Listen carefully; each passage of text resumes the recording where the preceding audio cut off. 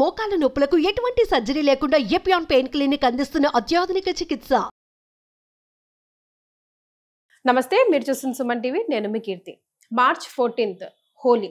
ఈ రోజున మనకి గ్రహణం ఉంది అంటున్నారు. ఏ ప్లేసెస్లో ఉంది? మన భారతదేశంలో ఉందా లేదా? ఇతర ఏ దేశాల్లో ఏ సమయాలకి గ్రహణం వస్తుంది? అక్కడున్న మన తెలుగు వాళ్ళు ఎలాంటి నియమాలు పాటించాలి? మరి సూర్య చంద్రులు ఒకరే కాబట్టి, ఆ రోజు చంద్రగ్రహణం కాబట్టి భారతదేశంలో ఉన్న వాళ్ళు కూడా ఎలాంటి నియమాలైనా పాటించవలసిన అవసరం ఉందా లేదా? ఇలాంటి ప్రశ్నలన్నింటినీ నివృత్తి చేయడానికి మనతో పాటు ప్రముఖ ఆస్ట్రాలజర్ బ్రహ్మశ్రీ నందిబట్ల శ్రీహరి శర్మ గురుగారు ఉన్నారు. నమస్తే గురుగారు. వాగర్థావివ సంపృక్తౌ వాగర్థ ప్రతిపత్తయే జగతః పితరౌ వందే పార్వతీ పరమేశ్వరౌ. సదాశివసమారంభాం శంకరాచార్య మధ్యమాం అస్మదాచార్య పర్యంతం వందే గురు పరంపరాం. ఆదిత్యాయ చ సోమాయ మంగళాయ బుధాయ చ గురు శుక్ర శనిభ్యశ్చ రాహవే కేతవే నమః. శృంగేరి జగద్గురు పీఠాధిపతులకి, కంచి పీఠాధిపతులకి నమస్కారములు తెలియజేసుకుంటూ కార్యక్రమాన్ని ప్రారంభిద్దాం. గురుగారు, ఇందాక నేను చెప్పినట్టుగా రకరకాల వాదనలు వినిపిస్తూ ఉన్నాయి గ్రహణానికి సంబంధించి. ముఖ్యంగా పండుగ రోజు గ్రహణం రావడం, మన భారతదేశంలో ఉంది అని కొంతమంది, లేదు అని కొంతమంది, వేరే ఇతర ఏ దేశాల్లో ఉంది, అసలు భారతదేశంలో కనిపిస్తుందా లేదా, కనిపించినప్పుడు మనం ఏమైనా నియమాలు కానివ్వండి, ఎలాంటి ఆచారాలని కానివ్వండి పాటించవలసిన అవసరం ఉందంటారా గురుగారు? భారతదేశంలో 14వ తారీఖు రోజున ఏర్పడుతున్నటువంటి చంద్రగ్రహణం అయితే భారతదేశంలో కనిపించటం లేదు.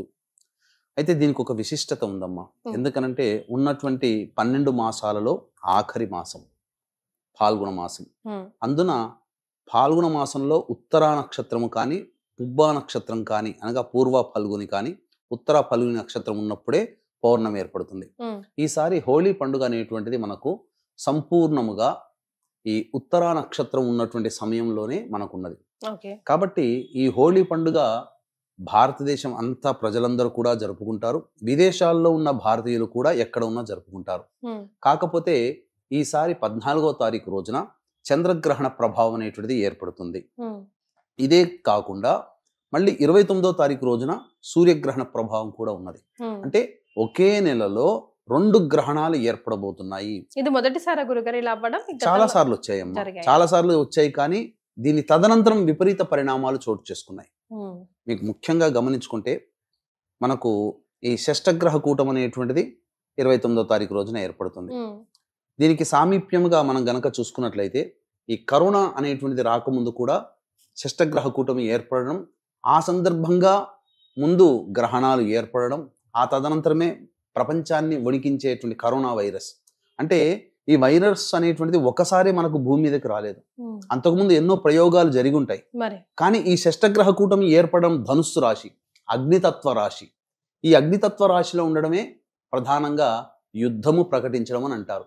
అంటే యుద్ధం వల్ల జరిగేటువంటిది ఏంటి? ప్రాణ నష్టమే కదా. విజయం ఎవరికైనా రావచ్చు, కానీ ప్రాణ నష్టం జరుగుతుంది. అలాగే ప్రపంచమంతా కూడాను ప్రాణ నష్టం జరిగినటువంటి సంఘటన. ఇక దాన్ని బేస్ కనుక చేసుకొని చూసుకుంటే ఇప్పుడు షష్టగ్రహ కూటం అనేటువంటిది 29వ తారీఖు రోజున వస్తుంది. దీనికి ప్రపంచవ్యాప్తముగా ఈ ఫాల్గుణ మాసం అనేటువంటిది ఒక విక్టిమ్ గా తయారైంది. షష్టమగ్రహ కూటమి అనేటువంటిది 29వ తారీఖు నాడు ఏర్పడడం, అదే రోజున కూడా ఈ యొక్క సూర్యగ్రహణం ప్రపంచవ్యాప్తంగా ఉండడం, 14వ తారీఖు రోజున ఇప్పుడు వచ్చేటువంటి మార్చి 14వ తారీఖు రోజున పౌర్ణమి. ఇక్కడ సంతోషంతో జరుపుకుంటాం, కానీ అక్కడ విదేశాల్లో కొన్ని దేశాల్లో ఈ యొక్క చంద్రగ్రహణ ప్రభావం అనేటువంటిది ఏర్పడుతుంది. తద్వారా ప్రపంచవ్యాప్తంగా ఎక్కడైనా గ్రహణాలు ఏర్పడినప్పుడు సాధారణమే కదా అని చెప్పి చాలా మంది కొట్టిపడేస్తుంటారు. కానీ ఇక్కడ అటువంటి విషయాన్ని కొట్టిపడేయాల్సినటువంటి అవసరం లేదమ్మా. ఎందుకనంటే ప్రపంచవ్యాప్తంగా మనకు మంచి చెడు జరిగేటువంటి సంఘటనలు ఈ గ్రహణాలకి లింక్ ఉంటాయి. పెద్ద పెద్ద ఉత్పాతాలు జరిగిన, ప్రకంపనలు కలిగి ఈ యొక్క ఎర్త్క్వేక్స్ అనేటువంటివి ఉన్నా, లేదా గొప్ప గొప్ప నాయకులు మరణించిన, లేదా ప్రపంచవ్యాప్తంగా ఏదైనా సామూహిక మారణ హోమం లాంటివి జరిగినా, లేదా అత్యధిక ప్రాణ నష్టం జరిగేటువంటి సంఘటనలు ఏవి జరిగినా, వాటి జరగడానికంటే ముందు తరువాత ఈ గ్రహణ ప్రభావం ఉంటుంది. రైట్. కానీ నాకు ప్రస్తుతానికి అఫ్కోర్స్ సూర్యచంద్రులు ఒకరే, ప్రభావం కొద్దో గొప్ప అందరికీ ఉంటుందేమో డైరెక్ట్లీ ఆర్ ఇండైరెక్ట్లీ అనిపించినా కూడా ఇప్పుడు ప్రస్తుతం ఉన్న పరిస్థితుల గురుగారు మన వాళ్ళంటూ ఇతర దేశాల్లో ఎవరో ఒకరు ఉండడం వల్ల ఇండైరెక్ట్ లింక్ కూడా కదా గురుగారు. అక్కడ వాళ్ళకేమైనా మనకే కదా ఇబ్బంది, మంచి చెడు అన్ని. ఇప్పుడు చూడండి, ట్రంప్ వచ్చిన తర్వాత అసలు మొత్తానికి డిస్టర్బెన్స్. పిల్లలందరూ చాలా మంది మన ఫ్యామిలీ మెంబర్స్ మొత్తం డిపెండ్ అయ్యి disturbance. అక్కడ ఉన్నారు కాబట్టి సో ఇది ఈ గ్రహణం కూడా ఆ దిశగా మనం చూసుకోవాల్సిన అవసరం ఉందంటారా? ఎందుకంటే ఇంతకు ముందు జరిగినటువంటి 2 గ్రహణాలు ఏవైతే ఉన్నాయో అవన్నీ కూడా అమెరికా కేంద్రంగానే జరిగాయి. ఇప్పుడు కూడా జరగబోతున్నటువంటి గ్రహణాలు ఏంటి? ఈ చంద్రగ్రహణం America, Canada, Mexico, Australia, New Zealand, Japan వంటి ఆఫ్రికా వంటి దేశాలలో ఈ యొక్క గ్రహణ ప్రభావం ఉంటుంది. కాబట్టి మోస్ట్ విక్టిమ్ కంట్రీగా కూడా దీనికి సంబంధించి చూసుకుంటే అమెరికా మనకు కనబడుతుంది. ఎక్కువగా మన ప్రాంత ప్రజలందరూ కూడా, భారతదేశంలో ఉన్న వాళ్ళందరూ కూడా అమెరికాలోనే ఎక్కువగా నివసిస్తున్నటువంటి జనం. కాబట్టి ఉదయం 10 తారీఖు రోజున ఉదయం 10:36 ప్రారంభమై సాయంత్రం అనగా మధ్యాహ్నం పూట 3:12 వరకు ఈ గ్రహణ ప్రభావం ఉంటుంది. పాక్షిక చంద్రగ్రహణము.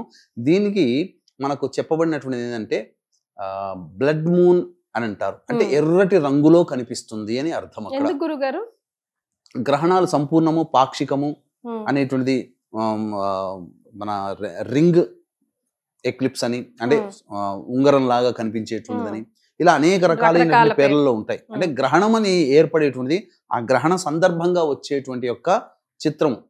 తద్వారా అంటే ఆకాశం అంతా చంద్రుడు ఎరుపు వర్ణంలో కనిపిస్తాడు. అంటే ఆ యొక్క సంబంధించినటువంటి ఈ కిరణాలు ఏవైతే భూమి మీద ప్రసరిస్తుంటాయో, భూమికి, చంద్రుడికి, సూర్యుడికి మధ్య ఉన్నటువంటి కిరణాలు అవి పరివర్తనం చెంది ఎరుపు రంగులో మనకు కనిపించడం మాత్రం ఎరుపు రంగులో. అందుకనే బ్లడ్ మూన్ అనేటువంటిది మనకు చెప్పబడి ఉంది. కాబట్టి ఆ ప్రాంత ప్రజలు మాత్రం ఆచార నియమాలు పాటించాల్సిందే. కానీ ఇది మన భారతదేశంలో కనిపించదు కాబట్టి ఎటువంటి నియమాలు పాటించాల్సినటువంటి అవసరము లేదు. అంటే ఇల్లు కడుక్కోవడం, చిత్రపటాలు ఇవన్నీ మూసేయడం, ఇట్లాంటివన్నీ కూడా మనం ఏం పాటించాల్సిన అవసరం లేదు. కాకపోతే ఈ గ్రహణం ఏర్పడుతున్నటువంటి రాశిని బేస్ చేసుకొని కొన్ని రాశుల వారికి మాత్రము చాలా విపత్కర పరిస్థితులు అనేటువంటివి కలుగుతాయి. కొన్ని రాశుల వారికి యోగ కాలము అని చెప్పవచ్చు. ఏంటి ఆ రాశుల గురుగారు? అంటే మంచి జరిగేవి ఏ రాశులకి, అలాగే కొంచెం డేంజర్ జోన్ లో ఉన్న రాశులు వాళ్ళు ఏంటి, అండ్ వాళ్ళకి ఏమైనా మనం పరిహారాలు సూచించగలుగుతామా గురుగారు? తప్పకుండానమ్మా. ఇక్కడ ఏంటంటే ఈ గ్రహణం ఏర్పడుతున్నటువంటి దానికి సంబంధించి మనం హోలీ పండుగ ఇక్కడ సంతోషంగా జరుపుకోవాలి. అయితే ఇక్కడ వీక్షించేటువంటి సుమన్ టీవీ ప్రేక్షకులు కూడా గమనించాల్సిన అంశం ఏంటంటే అహోరాత్రములు అని అంటారు. అహోరాత్రములు అంటే ఏంటి? 4 ప్రధానమైనటువంటి రాత్రిపూట జరుపుకునే పండుగలు చాలా ప్రభావవంతమైనటువంటి పండుగలుగా చెప్పబడి ఉంది మన పురాణాలు, శాస్త్రాల ప్రకారం. మొట్టమొదటిది శివరాత్రి, రెండవది మదన పూర్ణిమ, దీన్నే హోలీ పౌర్ణమి అని అంటుంటారు, కామదహనము అని అంటుంటారు. ఇది రెండవది, ఇది రాత్రిపూట జరుపుకునేటువంటిది. శివరాత్రి కూడా రాత్రిపూట జరుపుకునేది కదా. అలాగే జన్మాష్టమి అంటే ఇది కూడా రాత్రిపూట జరుపుకునే పండుగ కదా. మళ్ళీ దీపావళి రాత్రిపూట జరుపుకునేటువంటి పండుగలు. అంటే సంవత్సరం మొత్తంలో రాత్రిపూట జరుపుకునే గొప్ప పండుగలు ఈ 4 మాత్రమే. ఈ 4 రోజుల్లోనే 1000 సూర్యగ్రహణాలు, 1000 చంద్రగ్రహణాలు కలిస్తే ఎంతటి పుణ్య ఫలితం ఉంటుందో అంతటి పుణ్య ఫలితము ఈ 4 పౌర్ణమిలలో ఒక్కొక్క పౌర్ణమి రోజున ఉంటుందని చెప్పి మనకు శాస్త్రం. అందుకనే ప్రధానంగా చాలా విశేషమైనటువంటి పూజాది కార్యక్రమాలు నిర్వహించుకోమని మనకు చెప్పబడి ఉంది. కాబట్టి ఈ హోళికా పౌర్ణమి, కామ పౌర్ణమి, కామదహన పౌర్ణమి, మదన పౌర్ణమి అంటే మన్మధుడు మరణించినటువంటి రోజుగా చెప్పబడినటువంటిది రోజు. కాబట్టి అందుకనే మనకు శాస్త్రం ప్రకారం చూసుకుంటే హోళీ పండుగ ముందు 15 రోజులు అసలు ఈ యొక్క పాల్గొన మాసంలో పూర్వము ఒక 500-600 సంవత్సరాల కిందట పెళ్లిళ్లే జరుపుకునే వాళ్ళు కారు. ఎందుకంటే భార్యాభర్తలు దాంపత్యం నుండి జీవించాల్సినటువంటి, దాంపత్యానికి మూలకారకుడైనటువంటి మన్మధుడు మరణించినటువంటి సమయం కాబట్టి ఈ యొక్క మాసంలో చేసుకునేవాళ్ళు. కానీ కాలక్రమేణా దగ్గరగా వచ్చి 10 రోజుల ముందు అటు ఇటుకు జరుపుకునేవాళ్ళు కారు. కాలక్రమేణా ఇప్పుడు వారం రోజుల ముందు, ఇప్పుడు ఏమైపోయింది, ఒక రోజు ముందు అటు ఇటుగా మానుకొని మిగతా రోజుల్లో పెళ్లిళ్ళు చేసుకుంటున్నారు. ఇది మనకు చెప్పబడినటువంటిది. అయితే ఇక్కడ ఈ చెప్పినటువంటి దేశాల్లో ఉన్నటువంటి ప్రాంత ప్రజలు ఒక్కొక్క సంబంధించినటువంటి దేశంలో ఒక్కొక్క టైం జోన్ లో ఉంటారు కాబట్టి ఆ టైం జోన్ కి సెట్ అయ్యేటువంటి విధంగా ఉన్నటువంటి దాన్ని వాళ్ళు బేరీజ్ వేసుకొని ఆ యొక్క గ్రహణం ఏర్పడుతున్నటువంటి సమయం రోజున ముఖ్యంగా స్నానం ఆచరించి ఇష్ట దేవతా పూజ చేసుకోవాలమ్మా. ఏదైనా గురువు ఇచ్చినటువంటి మూలమంత్రము, లలితా సహస్రనామము, లలితా త్రిశతో, శివ సహస్రనామము, అది గ్రహణం విడిచేంత వరకు స్నానం చేసి, విడుస్తుందనగా విడిచేంత వరకు కూడాను జపం చేసుకొని విడిచే ముందు ఒక 10 నిమిషాల ముందర మళ్ళీ విడుపు స్నానం చేసేసి ఇల్లంతా శుభ్రపరచుకోవాలి. ముఖ్యంగా దర్భలు అనేటువంటివి ఇంట్లో వాడాలి. ప్రతి ఆహార పదార్థంలో నిల్వ ఉంచుకొని మళ్ళీ వాడుకునేటువంటి ఆహార పదార్థాలలో ఈ దర్భ అనేటువంటిది వేసుకోవాలి. అయితే ఇక్కడ మనకు గ్రహణం కనిపించదు కాబట్టి, గ్రహణం మనకు భారతదేశంలో లేదు కాబట్టి ఎటువంటి నియమాలు పాటించాల్సిన అవసరం లేదు. కాకపోతే ముఖ్యంగా మానసిక సంబంధించినటువంటి సమస్యలతో బాధపడేటువంటి పిల్లలు, పెద్దలు, అలాగే ఈ సంబంధించినటువంటి గర్భవతులు ముఖ్యంగా ఆచరించాల్సినటువంటిది, ఈ గర్భవతులకి సంబంధించి ఈ గ్రహణ ప్రభావము మనకు 13 మరియు 14 తారీఖులో 2 రోజుల్లో ఉంది కాబట్టి చేతనైతే పిల్లలకి తలకినో లేకపోతే నడుము దగ్గరనో కంఠం దగ్గరనో పిల్లలకి ఎవరైతే గర్భం దాల్చిన మహిళలు ఉంటారు కదా, వాళ్ళు ఈ యొక్క నాభి దగ్గరనో లేదా నాభి చుట్టను కనుక దర్భ పెట్టుకుంటే గనక, ఇప్పుడు ఎందుకనంటే చంద్రుడు మనకు కనబడుతున్నాడు, ఇక్కడ చాలా మంది మనకు కనిపించినప్పుడు పాటించాల్సింది లేదు అని చెప్తారు. వాస్తవమే, నియమాలు పాటించాల్సిన అవసరం లేదు, కానీ ఆచారం మాత్రం పాటించాలి.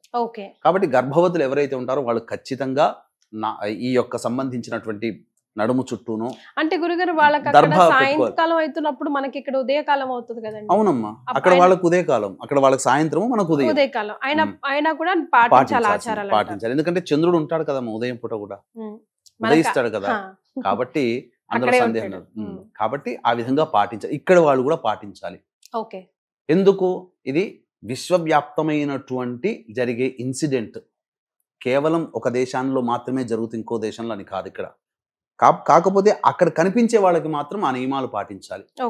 ఇక ప్రధానంగా మీరు అడిగినటువంటి ఏ రాశుల వారికి బాగుంది బాలేదు సార్ గురుగారు, ఈ ఏ రాశుల వారికి ఎలాంటి ప్రభావం చూపిస్తుందనే ముందు ఆ రోజు పొరపాటున లైక్ చెప్పలేం కదా గురుగారు, రోజుకి ఎంతో మంది పుడుతూ ఉంటారు, చనిపోతూ ఉంటారు. సో ప్రత్యేకంగా గ్రహణంలో ఎవరైనా పిల్లలు పుట్టినా లేదంటే ఎవరైనా పరమపదించినా ఎలాంటి నియమాలు ఉంటాయంటారు? దాని మీద అది ఎఫెక్ట్ వంశం మీద కానీ లేకపోతే ఆ పిల్లవాడి మీద కానీ ఉంటుందంటారా? ఇక్కడ గ్రహణం అనేటువంటి సందర్భంగా జన్మించినప్పుడు గ్రహణ వేద గ్రహణ శాంతిగా చేసుకోవాలమ్మా. ఎందుకనంటే గ్రహణం అనేటువంటిది ఆషామాషి అయినటువంటి సమయం అయితే ఇక్కడ పుట్టినా ఎక్కడ పుట్టినా, ఇక్కడ పుడితే ఇక్కడ మనకు కనిపించదు కాబట్టి సంబంధం లేదు. విదేశాలలో ఆ సమయంలో గనక జన్మ ఇచ్చినట్లయితే ఎక్కడైతే గ్రహణం వస్తుందో ఆ సమయంలో ఉంటే గనక పుట్టిన తర్వాత 11వ రోజున ఖచ్చితంగా గ్రహణ శాంతి చేసుకోవాల్సిందే, నవగ్రహాలకి జపాలు చేసుకోవాల్సిందే, అలాగే ఉదక శాంతి చేసుకొని ఇంట్లోకి ప్రవేశం చేయాల్సిందే, ఇంట్లో శుద్ధిగా అవన్నీ కావాల్సిందే. అలాగే చనిపోతే కూడా ఉదక శాంతి చేసుకోవాల్సిందే, తప్పదు. గ్రహణంలో చనిపోవడం అనేటువంటిది మాత్రం సరైనది కాదు. కాకపోతే ఇక్కడ మనకు భారతదేశంలో కనిపించదు కాబట్టి దానికి సంబంధించినటువంటిది ఏమీ చింతించాల్సిన పని లేదు. అయితే మనకు ఏర్పడుతున్నటువంటిది కన్యా రాశిలో ఏర్పడుతున్నటువంటి గ్రహణం కాబట్టి ముఖ్యంగా ఈ సంబంధించినటువంటి కర్కాటక రాశి వారికి, తరువాత మిథున రాశి వృశ్చిక రాశి వారికి, కర్కాటక వృశ్చికం, తరువాత మేష రాశి వారికి, ఈ 3 రాశుల వారికి మాత్రం యోగకాలం. ఈ 3 రాశులకి మాత్రం చెప్పబడినటువంటిది యోగకాలం.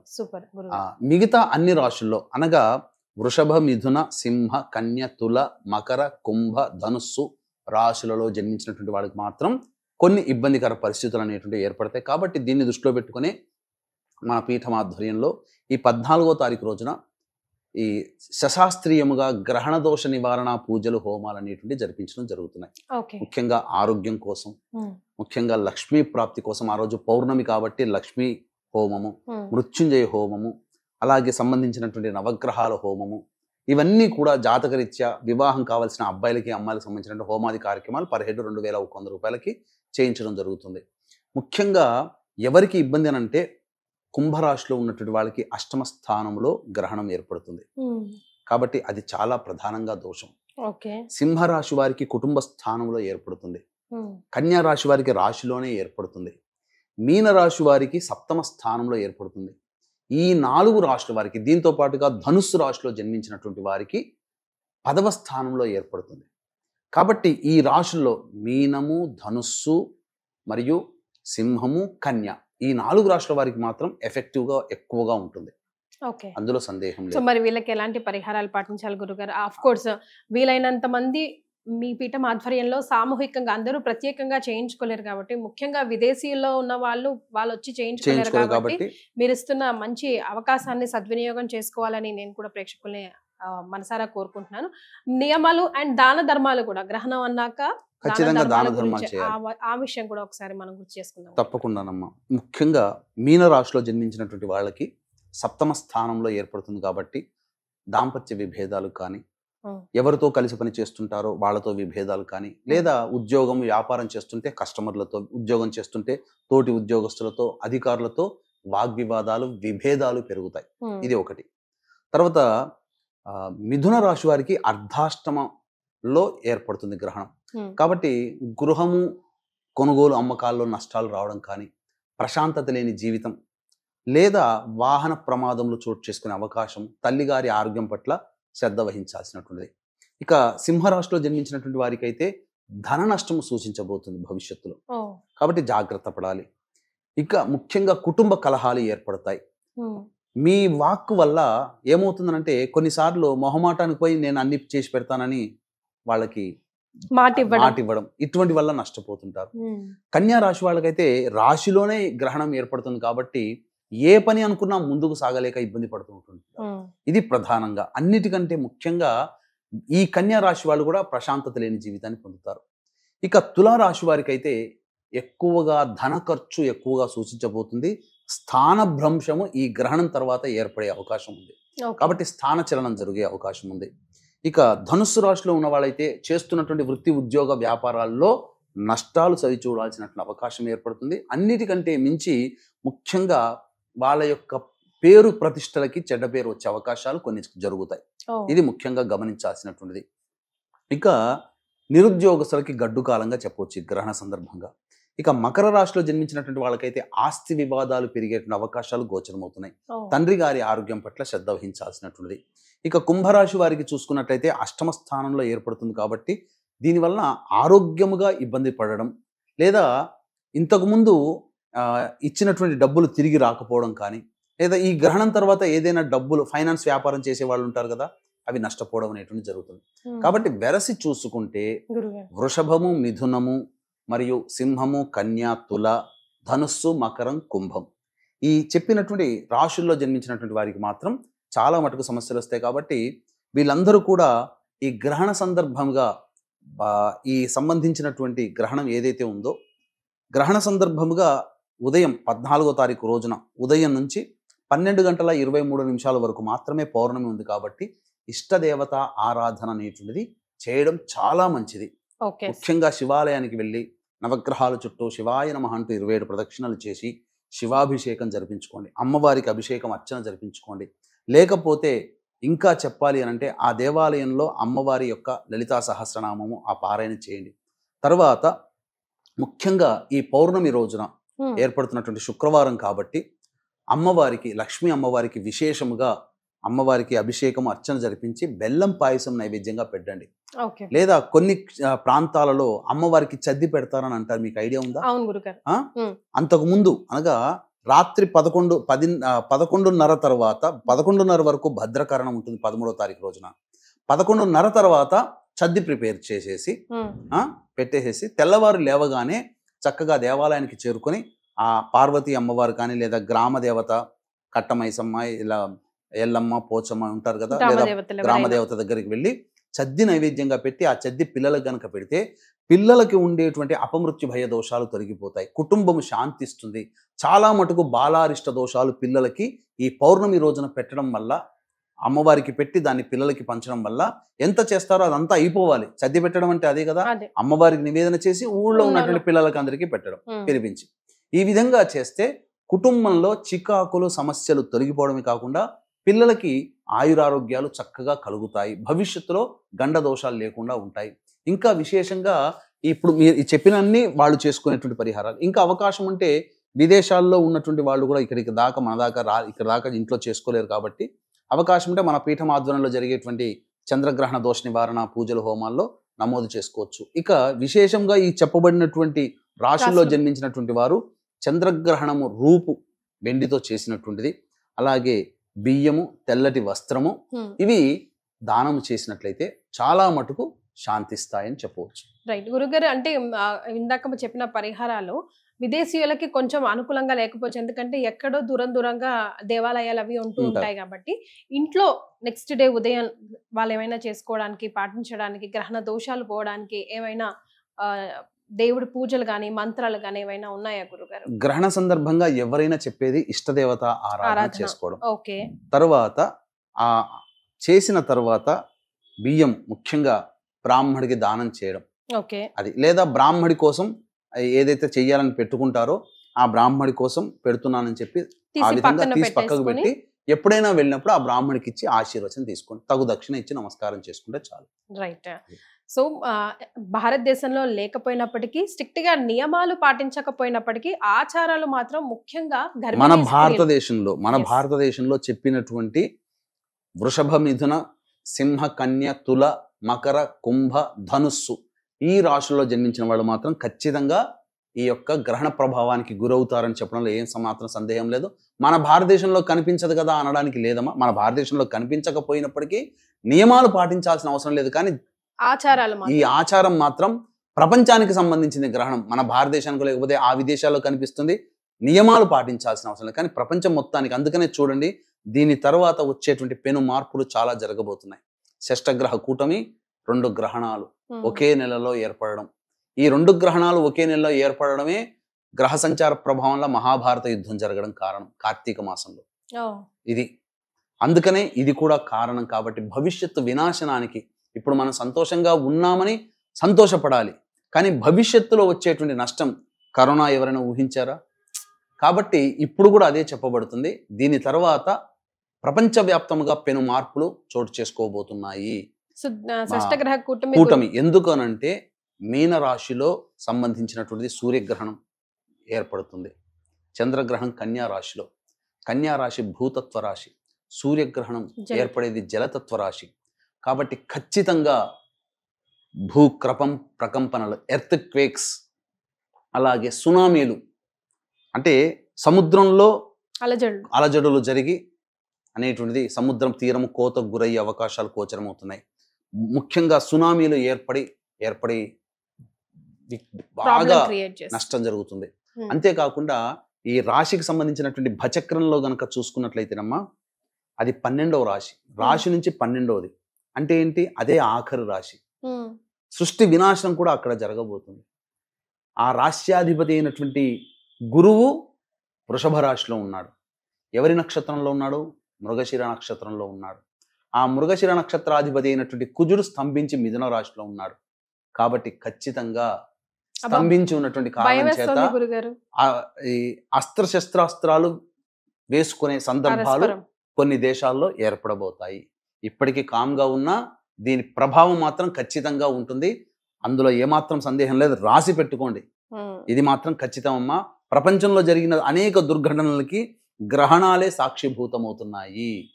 కాబట్టి మనం తేలిగ్గా తీసుకోవాల్సిన అవసరం లేదు. మనకు లేదు కాబట్టి మనం పాటించాల్సింది లేదు, నియమాలు పాటించాల్సిన అవసరం లేదు. కానీ ఖచ్చితంగా మనం చేసుకుంటే తప్పేందమ్మా? ఒక దేవుడి పూజ చేసుకుంటే చేసుకోమని చెప్తున్నాం, తప్పేముంది? దేవుడి పూజ ఇంట్లో జాగ్రత్తగా ఉండాలి, దైవారాధన చేసుకోండి, తప్పేమీ లేదు కదా. ఏం పోయేది ఏమీ లేదు మనకు, ఇంకా పుణ్యమే తప్ప. కాబట్టి ఇది చేసుకుంటే ఏమవుతుందంటే కొంత రక్ష, దైవిక రక్ష మనకు, మన కుటుంబానికి కలుగుతుంది. ఆ మాత్రం కూడా ఈ మంచి చెప్పినా కానీ లేని దానికి ఇవన్నీ చెప్తున్నారని చెప్పి వాదించేవాళ్ళు మన హిందువులోనే ఉంటారు. కాబట్టి ఇప్పుడు ఎలా ఉంటుందంటే, మన తిండి తిని మనల్ని వెన్నుపోటు పొడిచేవాడు ఎట్లా ఉంటాడో మన హిందువులే దీనికి ఇలా తయారవుతుంటారు. లేదులేండి గురుగారు, మీరు చెప్తే మంచి చెప్తే తీసుకునే వాళ్ళు కూడా కోకోలేదు. మంచి చేయడంలో లాస్ట్ లో చాలా ఇప్పుడు వెస్టర్న్ కంట్రీస్ లోనే వస్తుంది పౌర్ణమి కాబట్టి చాలా మంది పిలుపునిస్తున్నారు, బీచెస్ కి రండి, చూడండి, మీరు చూడొచ్చు అని చెప్పేసి. ఈ క్రమంలో గర్భిణీ స్త్రీలు కూడా వెళ్ళే అవకాశం ఉంటుంది. ఎందుకంటే సైన్స్ ఇంత అయినప్పుడు ఏది జరుగుతుందా అలా అనుకుంటారు. బట్ అఫ్ కోర్స్ మన హిందువులు అన్న వాళ్ళు ఎక్కడున్నా కూడా ఆ భయం అయితే మనసు లోపల ఉంటుంది. సో ఎలాంటి జాగ్రత్తలు తీసుకోవాలి గురుగారు? ఇప్పుడు ఒకప్పుడమ్మా ప్రపంచవ్యాప్తంగా చూసుకుంటే మతిస్థిమితం లేనటువంటి సంతానం పిల్లలు ఎవరు లేరు. కానీ ఇప్పుడు ఎందుకు పెరుగుతున్నారు? కారణం ఏంటంటే ఆ యొక్క గర్భవతులు గ్రహణ సందర్భంగా నియమాలు పాటించలేకపోవడం. ఇప్పుడు గ్రహణం మొర్రి వ్యాధి అని అంటారు, జెనెటికల్ ఇష్యూస్ అని అంటారు. గ్రహణ సందర్భంగా చూసినటువంటి తల్లులకే అటువంటి సంతానం ఎందుకు కలుగుతుంది? మిగతా మామూలుగా ఎన్నో సందర్భాల్లో జన్మించినప్పుడు గ్రహణం మొర్రి అనేది రావాలి కదా. అంటే ఈ పై పెదవి ఇలా కోసుకొని పుట్టడము, లేకపోతే వికృతాకారంగా పుట్టడము, ఇవన్నీ కూడా ఏంటనంటే అంతరిక్షం నుంచి వచ్చేటువంటి కిరణాలని ఆ గర్భవతి, అంటే కొంతమంది శరీరాలు సున్నితంగా ఉంటాయి, ఆ వచ్చినటువంటి ఆ రేస్ని పిండస్థం మీద ప్రభావం చూపి కొంత శారీరక మార్పులు జరుగుతాయి. ఈ పిండ మీద ప్రభావం చూపించి మనం తెలిసి పెద్దవాళ్ళు పెట్టినటువంటిది. ఇప్పుడు పెద్దవాళ్ళ కంటే గొప్పవాళ్ళం కాదు కదా, అసలు వాళ్ళకున్న విజ్ఞానం మనకుందా? లేదు. వాళ్ళు ఇక్కడ చూడకుండానే ఏ టెలిస్కోపులు లేకుండానే చక్కగా అంతరిక్షాలు, సమయము, గ్రహణాలు అప్పట్లోనే లెక్కగట్టారు.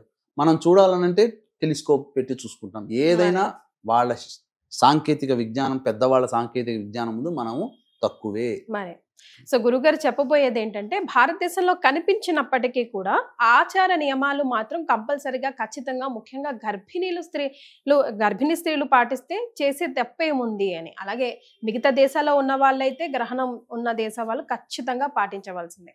చాలా సంతోషం గురుగారు, ధన్యవాదాలు. సర్వం శ్రీ ఉమామహేశ్వర పరబ్రహ్మార్పణమస్తు.